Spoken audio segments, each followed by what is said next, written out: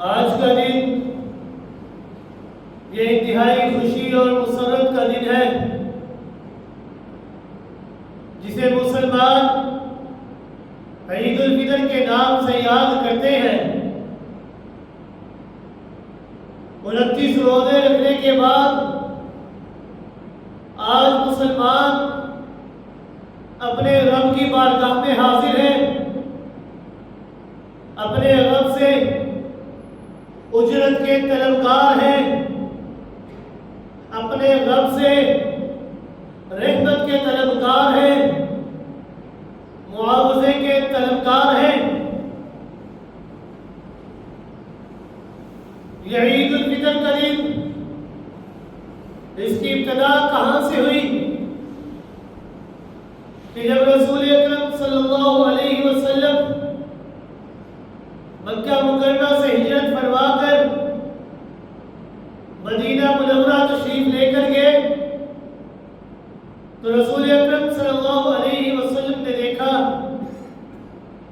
کہ وہاں کے لوگ یہ 2 دن تہوار منایا کرتے تھے۔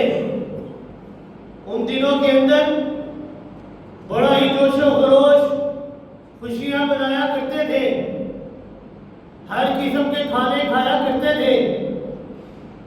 رسول اکرم صلی اللہ علیہ وسلم نے سوال فرمایا کہ اے لوگوں، یہ جو 2 دن تم تہوار منایا کرتے ہو یہ کس وجہ سے ہے؟ یہ کیوں تم تہوار مناتے ہو؟ تو انہوں نے جواب دیا کہ اللہ کے رسول صلی اللہ علیہ وسلم، ہم جاہلیت کے دور سے ہی ان 2 دنوں کے اندر تہوار منایا کرتے تھے۔ ہم نے پرانے لوگوں کو دیکھا، وہ اجداد کو دیکھا کہ وہ ان 2 دنوں کے اندر تہوار منایا کرتے تھے، تو ہم بھی یہی تہوار منایا کرتے ہیں۔ تو رسول اکرم صلی اللہ علیہ وسلم نے فرمایا کہ آج کے بعد سے جاہلیت کے تمام تہوار ختم ہو گئے ہیں، اور اللہ رب العزت تمہیں 2 تہوار ایسے دے رہے ہیں کہ جن 2 تہواروں کے اندر خوشی منانا بھی تمہارے لیے عبادت ہو۔ وہ 2 تہوار کون سے؟ ایک عید الفطر اور ایک عید الاضحیٰ۔ ان 2 تہواروں کے اندر مسلمان کا خوشی منانا بھی عبادت ہے۔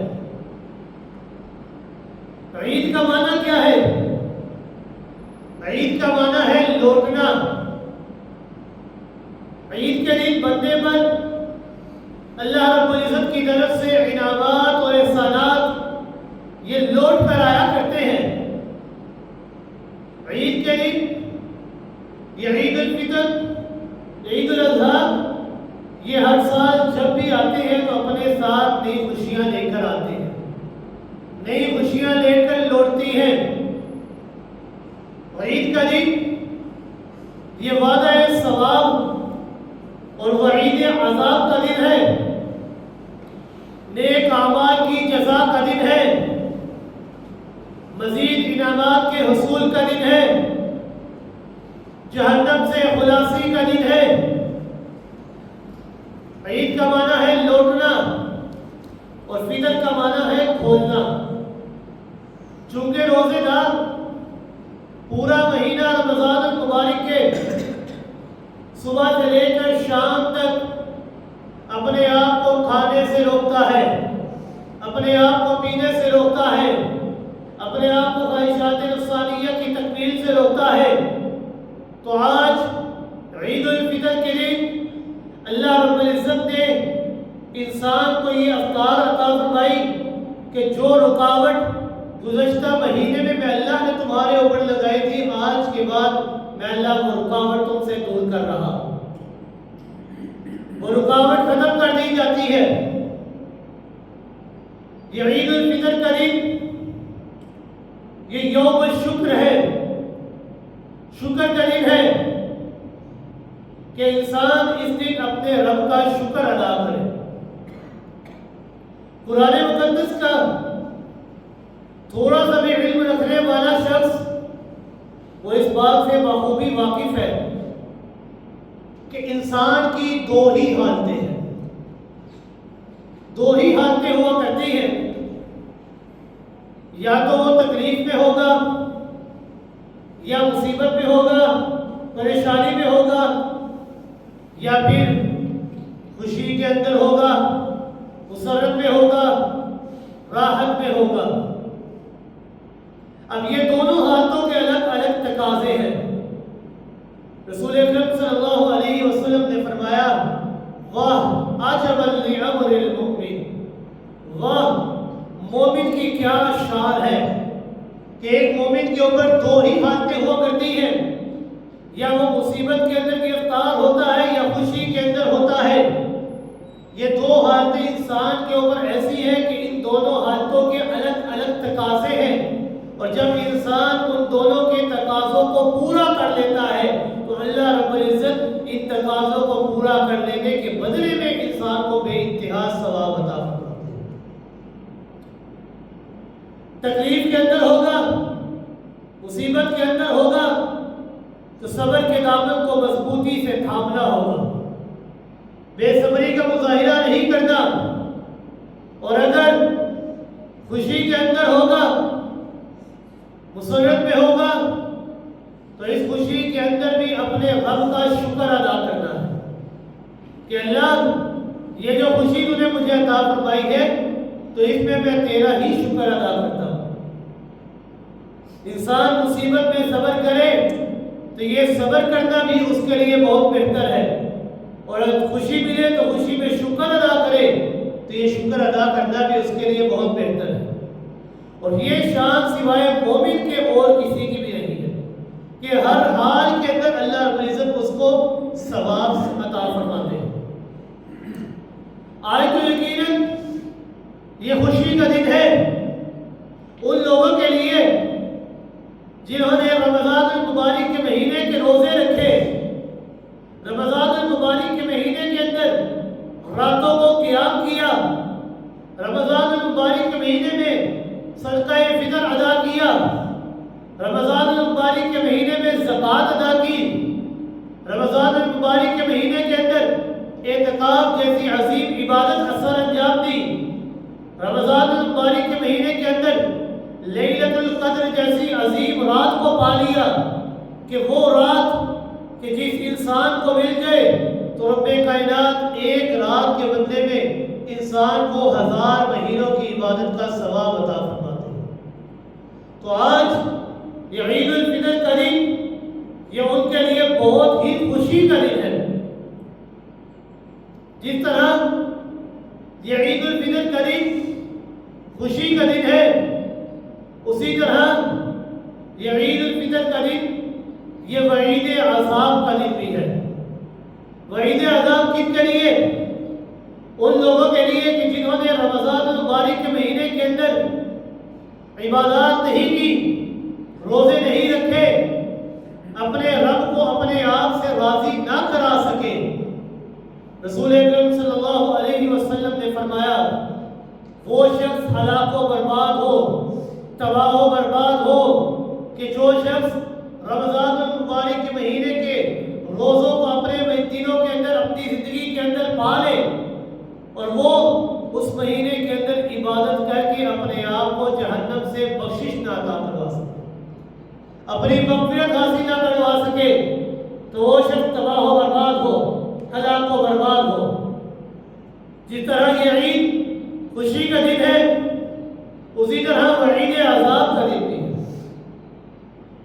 تو یہ یوم شکر ہے، اس دن جس قدر ہو سکے اپنے رب کا شکر ادا کریں، جتنا ہو سکے اللہ رب العزت کا شکر ادا کریں کہ اللہ تو نے پورا مہینہ ہمیں طاقت عطا فرمائی، ہم نے تیری عبادت کی، آج بھی ہم تیرا ہی شکر ادا کرتے ہیں، اور ہمیں توفیق عطا فرما کہ جس طرح رمضان المبارک کے مہینے کے اندر ہم نے تیری عبادات کو سر انجام دیا، غیر رمضان کے اندر بھی ہم اسی طرح تیری عبادات کو سر انجام دیتے ہیں۔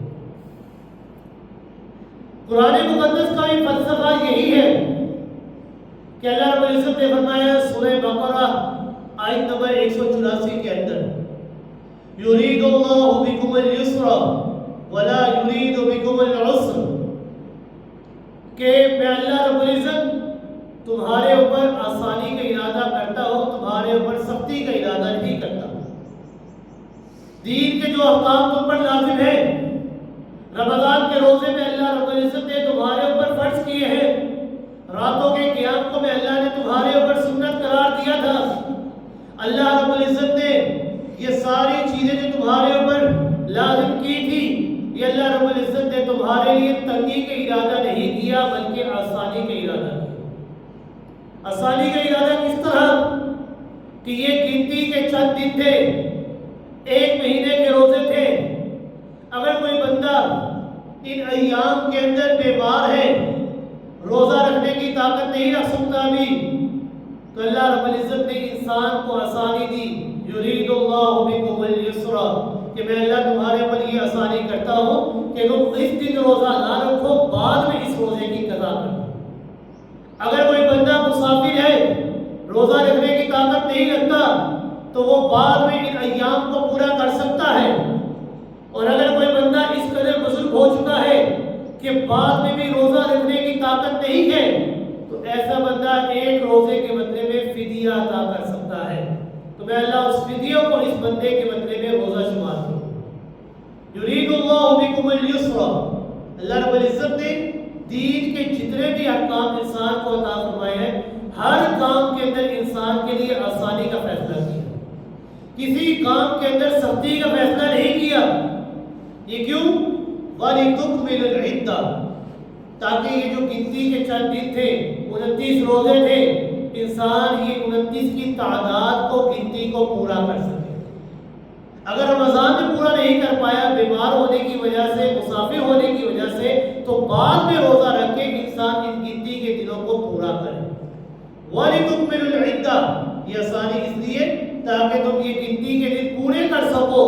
وَلِتُكَبِّرُوا اللَّهَ عَلَى مَا هَدَاكُمْ، اور اپنے رب کی بڑائی بیان کرو، کبریائی بیان کرو اس انداز سے جو رب کائنات نے تمہیں سکھائی ہے، جو سنت کے اندر موجود ہے، کہ اس انداز سے اپنے رب کی کبریائی بیان کرو۔ کیا انداز موجود ہے کہ انسان یہ تلبیہ پڑھتا رہے، اللہ اکبر اللہ اکبر، لا الہ الا اللہ واللہ اکبر، اللہ اکبر وللہ الحمد، کہ اللہ یہ رمضان کے روزے رکھ کے میں کوئی بڑا آدمی نہیں بن گیا، میرا سر فخر سے بلند نہیں ہوا، بلکہ اللہ اس کی طاقت تو نے ہی مجھے عطا کی تھی۔ اللہ اکبر، اللہ بڑا پھر بھی تو ہی ہے، تو اتنا بڑا ہے۔ لا الہ الا اللہ، کہ اللہ تیرے علاوہ کوئی شریک نہیں تیرا، تو وحدہ لا شریک ذات ہے۔ تمام خوبیوں کے لائق ذات بھی اگر کسی کی ہے تو وہ صرف اور صرف تیری ہی ذات ہے۔ وَلِلَّهِ الْحَمْدُ، تمام خوبیوں کے لائق ذات اگر کسی کی ذات ہے تو وہ صرف اللہ کی ذات ہے۔ وَلِتُكَبِّرُوا اللَّهَ عَلَى مَا هَدَاكُمْ، کہ تم اپنے رب کی بڑائی بیان کرو اس انداز سے جو تمہیں سکھائی گئی ہے۔ وَلَعَلَّكُمْ تَشْكُرُونَ، اور مقصد کیا ہے یہ عید الفطر کے دن، یہ تمہیں دینے کا مقصد کیا ہے، یہ تہوار دینے کا مقصد کیا ہے، یہ جو روزے رکھے ہیں اب ان کا مقصد کیا تھا؟ لعلکم تشکرون، تاکہ تم اپنے رب کے شکر گزار بندے بنو، اپنے رب کا شکر ادا کرو۔ یہ عید کا دن یہ بطور شکر رب کائنات نے ہمیں عطا فرمایا ہے کہ تم اس دن اپنے رب کا جس قدر ہو سکے شکر ادا کرو، کیونکہ انسان نے رمضان المبارک کے مہینے کے روزے رکھے، پورا دن اپنے نفس کو اپنے قابو میں رکھا، اپنے آپ کو کھانے پینے سے روکے رکھا، انسان نے اپنے اوپر صبر کیا۔ اب وہ صبر کرنے کی وجہ سے انسان کا شمار صابرین میں ہو گیا۔ اب انسان یہ عید کے دن اپنے رب کا شکر ادا کرے گا، جس قدر ہو سکے شکر ادا کرے گا، اب انسان کا شمار شاکرین میں بھی ہو جائے گا۔ آپ صلی اللہ علیہ وسلم نے فرمایا الصوم نصف الصبر، روزہ یہ آدھا صبر ہے۔ جب انسان روزے جیسی عبادت کو سر انجام دیتا ہے تو اس کا شمار صابرین میں ہو جاتا ہے، اور عید کے دن جب شکر ادا کرتا ہے تو اسی انسان کا شمار شاکرین میں بھی ہو جاتا ہے۔ اور انسان کی صرف دو ہی حالتیں ہیں، یا مصیبت میں ہوگا یا خوشی کے اندر ہوگا۔ مصیبت میں صبر کرے گا تب بھی اللہ کے ہاں اجر و ثواب حاصل کر لے گا، اور شکر جب خوشی حاصل ہوگی اس میں شکر ادا کرے گا تب بھی اللہ رب العزت انسان کو اجر و ثواب عطا فرمائے گا۔ اور یہ شان سوائے مومن کے اور کسی کو بھی نہیں ہے۔ عید کے دن جب انسان افطار کرتا ہے، شکر ادا کرتا ہے، تو اس کا شمار شاکرین میں اللہ رب العزت کر دیتے ہیں۔ روزے کا تقاضا ہے کہ انسان صبر کرے، عید کا تقاضا ہے کہ انسان شکر ادا کرے۔ آئیے قرآن مقدس کے اندر دیکھتے ہیں کہ اللہ رب العزت کا شکر کس طرح ادا کرے۔ رب کائنات نے فرمایا فَاذْكُرُونِي أَذْكُرْكُمْ وَاشْكُرُوا لِي وَلَا تَكْفُرُونَ، کہ لوگوں تم مجھ اللہ کو یاد کرو، میں اللہ تمہیں یاد کروں۔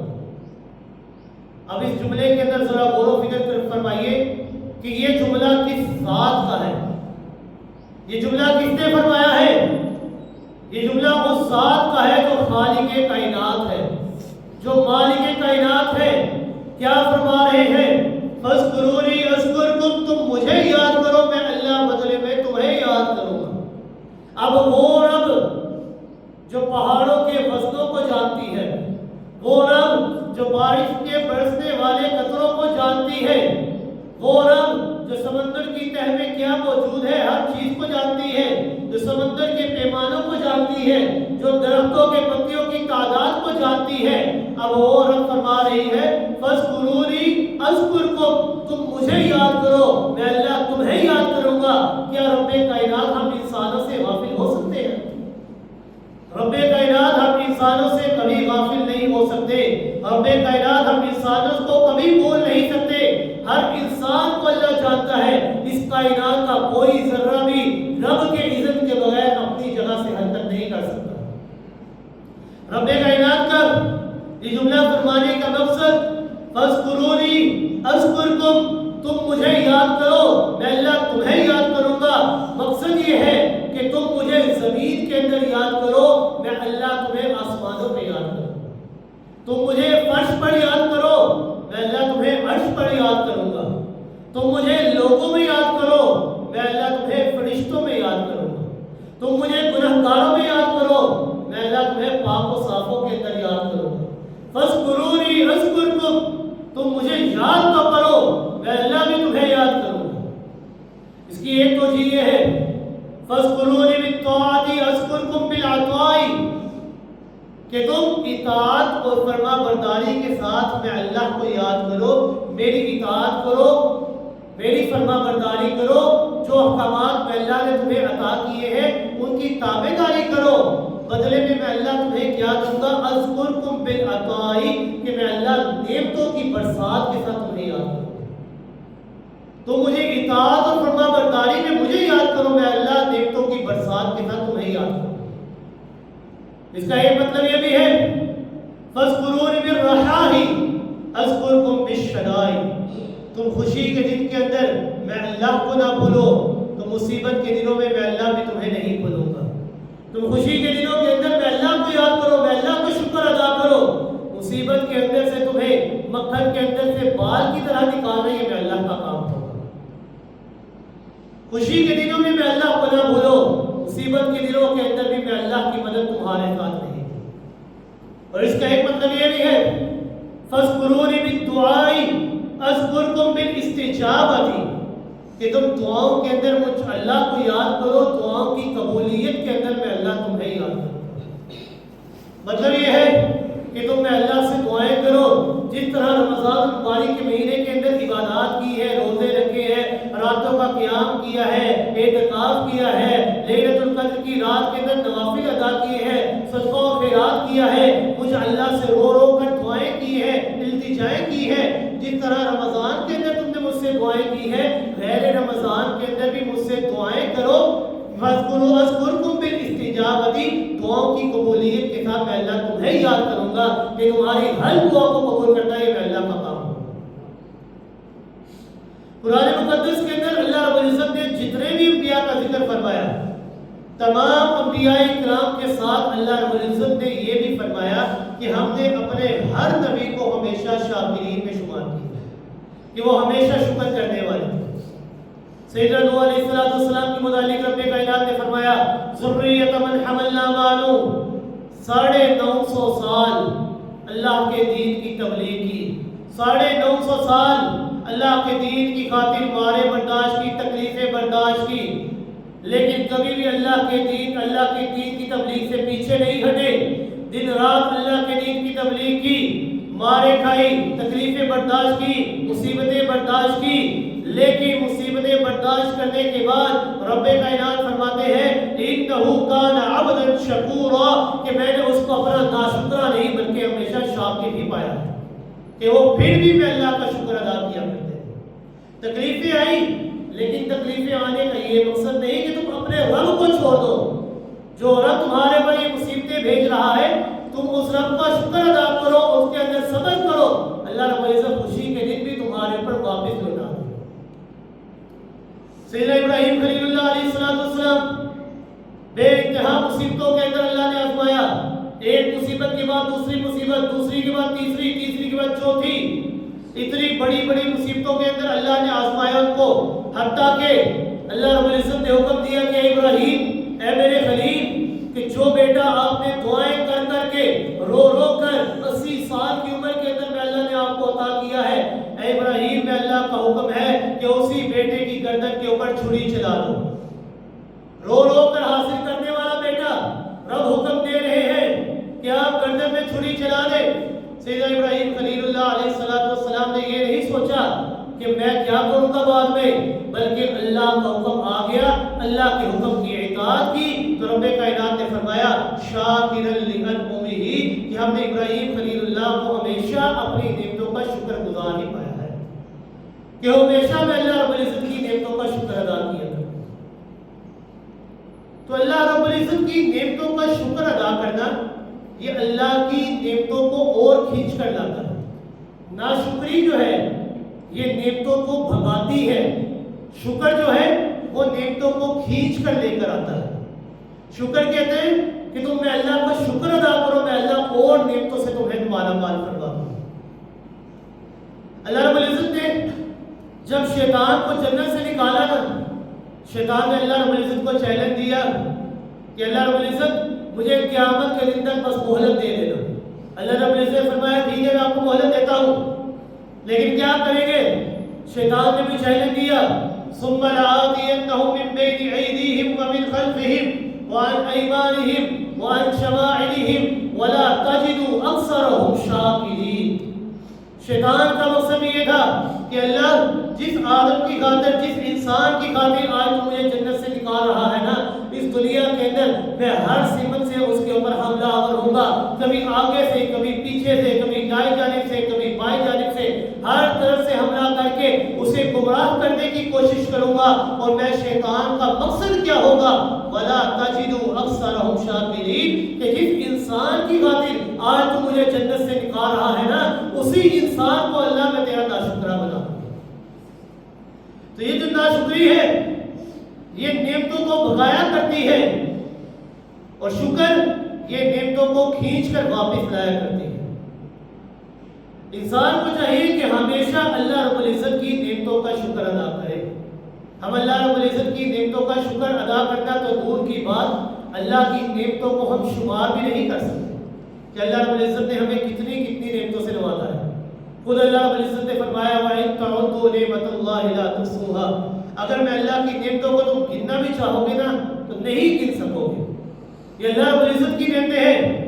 آنکھ کی قدر ہمیں اس وقت معلوم ہوگی جب اس کی بینائی چھین لی جائے گی، کان کی قدر ہمیں اس وقت معلوم ہوگی جب اس کی سنوائی چھین لی جائے گی، جب ٹانگوں کی قدر اس وقت معلوم ہوگی جب ہم چلنا چھوڑ دیں گے۔ یہ ساری چیزیں اللہ کی عطا کردہ نعمتیں ہیں، ہم اللہ کی نعمتوں کو گن بھی نہیں سکتے۔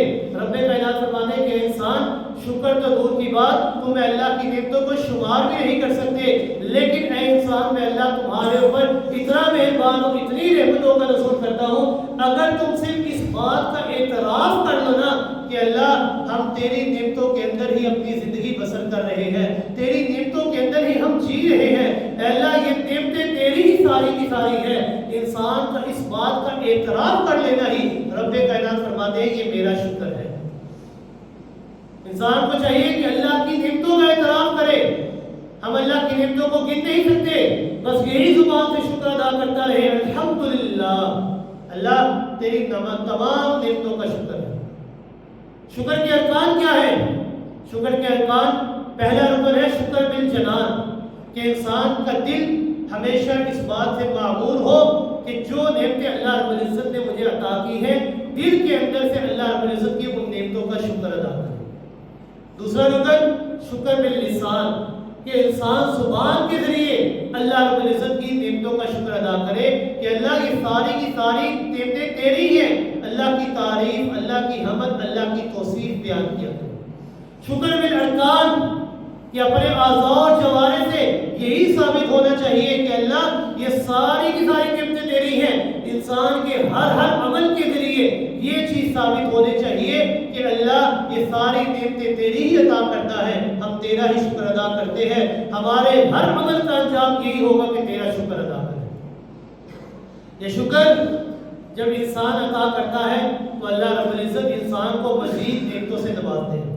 اللہ رب العزت نے فرمایا وَإِذْ تَعَذَّنَ رَبُّكُمْ لَئِن شَكَرْتُمْ لَأَزِيدَنَّكُمْ وَلَئِن كَفَرْتُمْ إِنَّ عَذَابِي لَشَدِيدٌ، کہ جو انسان میں اللہ رب العزت کی نعمتوں کا شکر ادا کرتا ہے، لَأَزِيدَنَّكُمْ، میں اللہ کا فیصلہ ہے کہ میں اللہ کی اس کے اوپر اپنی نعمتوں کی تعداد کو اور بڑھا دیتا ہوں، میں اللہ اس کے اوپر اپنی نعمتوں کی تعداد کا اور اضافہ کر دیتا ہوں۔